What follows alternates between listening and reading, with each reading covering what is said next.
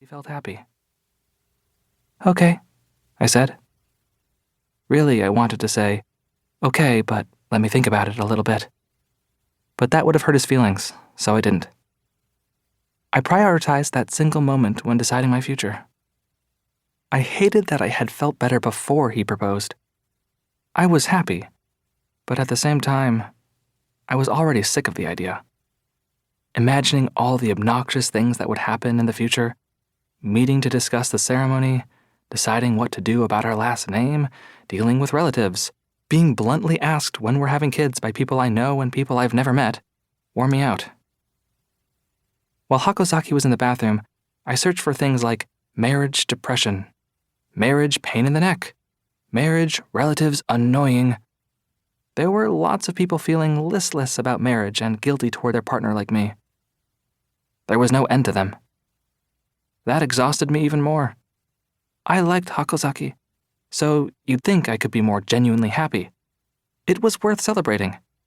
If a friend of mine were getting married, I would have been happy. Imagining that feeling on our way home from the Hedgehog Cafe, I told Hakozaki, "I'm so happy," like there was no going back. So I would be able to focus on the happiness mixed in with the neck pains. "Really? Wow. I'm so glad to hear that," said Hakozaki. I was nervous. Tears came out of his eyes. "I'm the worst," I said to the water, remembering that day. I hadn't been able to tell anyone but the water. Out of some sense of consideration, I was incapable of tormenting myself in front of other people. It felt good to criticize and understand myself. That same day, Hakozaki told his parents about the proposal and that I'd accepted. I had met them any number of times over the 6 years we'd been dating. "It was nice out today, so I came all the way to Kyoto, but suddenly I just want to lie down. My back is bent, you know. My name is Kimiko. How about you?" "Oh, Hatsuoka, huh? Feel free to call me Kimi, dear." That was what she told me the first time we met. We were at the condo where Hakozaki was living alone. Hakozaki was at work, and when I woke up to the sound of her opening the door, I was practically naked. When I told him what happened, he said, "Yeah, she can be bizarrely friendly." That was true. About once every 6 months, she would contact me. "I'm going to be in your neighborhood, so why don't we go get tea?" At first, I thought she meant with Hakozaki too, but it was only ever me and her. I must have been a perfectly distanced other. All the gripes Kimiko had about her life that she couldn't tell her family, or her coworkers at her part-time job, or the people in her neighborhood. She one-sidedly blasted at me. Not that I minded.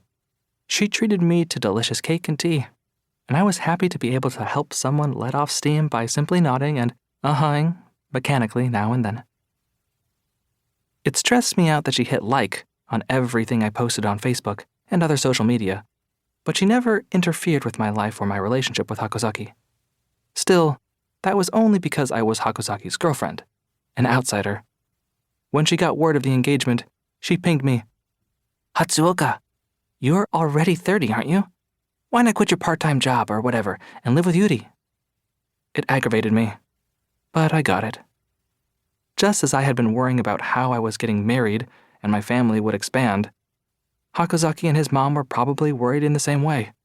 Their family was growing too. I wondered why I had to quit my job just because we were getting married. But I think she meant well in her own way, so I didn't have the heart to push back. "I'm sure things like this will happen more and more frequently. There will be expectations of me as a new family member. Same goes for Hakozaki." I held off for a while on telling my parents about the engagement.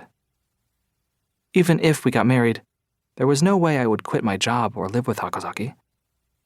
It had only been 2 years since my sister disappeared. I want to wait for my sister. I want to keep paying our rent. I wasn't sure if I should say that to Kimiko or not. Instead, I didn't write anything and just messaged back a flustered cat face sticker. Apparently, Hakozaki and I were in the same club in college. I say apparently because back then we hadn't met yet. It was a movie-watching club. We didn't have a club room,